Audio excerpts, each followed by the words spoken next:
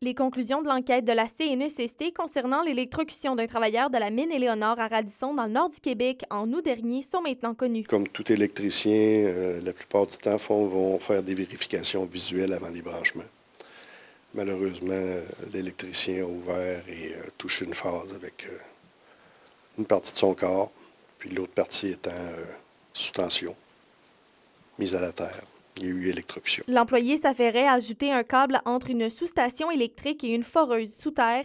Il est alors monté sur une unité de puissance pour faire une vérification avant d'effectuer le travail et il a subi une violente décharge de 347 volts. La CNESST estime que l'accident aurait pu être évité si une inspection visuelle des phases avait été faite sans que ces dernières soient physiquement accessibles.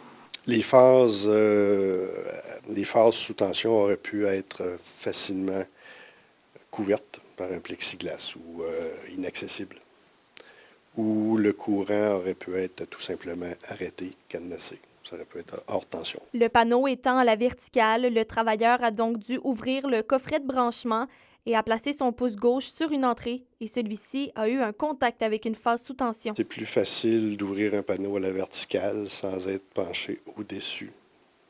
Donc, c'est inhabituel de voir ça sur le dessus. La plupart du temps, sur ces foreuses-là, ils sont verticaux et non horizontaux. La CNESST recommande entre autres de rendre les zones sous tension inaccessibles et d'assurer une procédure de cadenassage pour mettre les circuits hors tension lors d'une opération. La CNESST ne cherche pas à identifier un coupable, mais bien les causes et les mesures de prévention à mettre en place afin d'éviter la répétition d'un accident semblable. L'organisme va transmettre les conclusions de son enquête à des associations d'employeurs et de travailleurs pour que de telles circonstances ne se reproduisent plus. Roxane Caillouette, RNC Nouvelles, Val-d'Or.